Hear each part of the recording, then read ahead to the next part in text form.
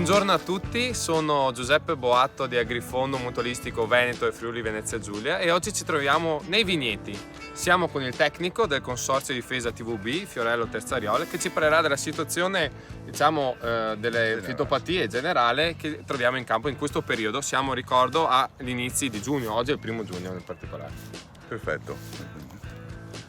Intanto buongiorno a tutti, abbiamo scelto un po' di prendere come esempio un filare, questo è un filare non trattato e questa è la situazione in cui si può vedere cosa è stato determinato e cosa ha determinato l'andamento meteorologico che abbiamo subito per tutto il mese di maggio. In pratica 26 giorni di pioggia che hanno portato anche addirittura a quasi 500 mm in certe località delle nostre colline qui trevigiane. Ovviamente questa pressione da parte della quantità idrica che si è verificata nel nostro territorio ha causato quelle che sono poi la presenza di queste manifestazioni di peronospora della vite, che è la principale malattia presente nel nostro territorio. Quella forse più cattiva al mondo la si trova proprio in questa area, si trova molto bene e quindi puntualmente si fa vedere. Certamente qui è un caso estremo, mi serviva per far vedere a che punto potevamo trovare l'infezione peronospora non solo primaria, in questo caso secondaria, quindi con più macchie all'interno della stessa foglia, e addirittura quella del grappolino,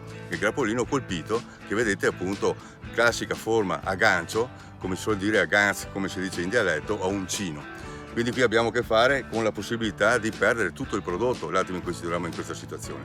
Ovviamente la difficoltà che è derivata dalle continue piovosità del mese di maggio, dalla fine di aprile in poi, ha causato appunto degli interventi che sono stati molto veloci, con poche finestre che davano la possibilità appunto dei trattamenti e con prodotti che potevano essere dilavati, e ciò poteva determinare questa situazione che vediamo, che abbiamo visto con questo filare di test prova.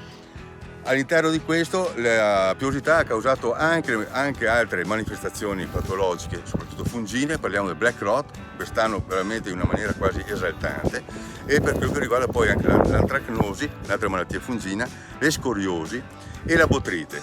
Quindi tutte malattie che si sono sviluppate proprio a causa delle piovosità sopra menzionate. L'unico forse che non riesce ancora ad esprimersi al meglio è l'oidio. Ovviamente l'oidio aspetterà l'innalzamento termico e con la presenza idrica nel terreno, quindi che causerà sicuramente delle nebbie e di un'umidità relativa media dell'aria piuttosto elevata, ecco che allora troverà tutti gli appigli, tutti gli agganci per potersi sviluppare, quindi molta attenzione anche nei trattamenti contro l'oidio.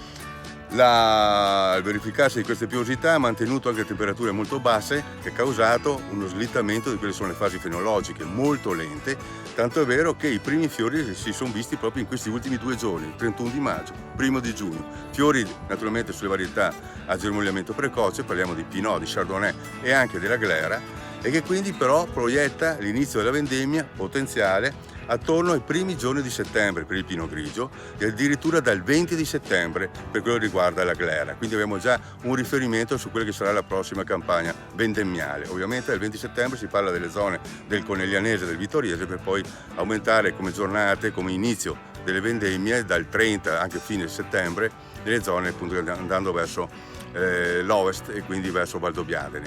Ecco, queste sono le situazioni in cui mi premeva appunto presentare quelle che sono state le situazioni che sono sviluppate in questo mese di maggio. Poi parliamo anche che nel frattempo, con un decreto numero 43, decreto legislativo della Regione Veneto numero 43 del 28 maggio, la Regione Veneto ha istituito il decreto di lotta obbligatoria alla flavescenza dorata.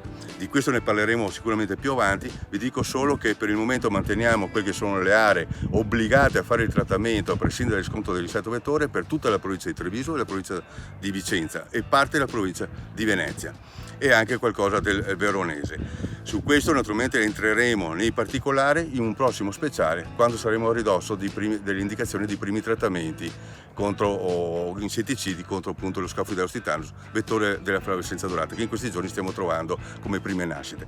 Do ora la parola al collega Giuseppe Boatto, dottor Giuseppe Boatto, vi parlerà di Agrifondo, agganciandoci appunto anche a queste manifestazioni. Ringrazio Fiorello. Agli agricoltori ricordo che era da completare la pratica della copertura mutualistica entro il 31 di maggio. Prego a tutti di verificare con i propri assicuratori la venuta adesione, quindi contattateli, verificate. Vi ricordo proprio che il Fondo Mutualistico per l'Uva d'Avellino è nato proprio per la protezione di queste fitopatie con queste situazioni particolari, quindi quest'anno magari non in questa situazione, ma con l'evoluzione ovviamente della fase venologica e avvicinandoci verso la raccolta, quindi un fondo che paga le mancate rese, potremo andare in campo. Anche voi potrete segnalarci se avrete delle problematicità, le uscite dei nostri periti per la quantificazione dei danni. Ecco, vi ricordo, qualsiasi domanda contattateci ai vostri consorzi di riferimento, Treviso, Vicenza, Belluno, ma anche quelli degli altri consorzi come Padova, Verona e anche in Friuli o Venezia, quindi sapete che sia Veneto che Friuli siete coperti. Contattateci, seguiteci, alla prossima puntata.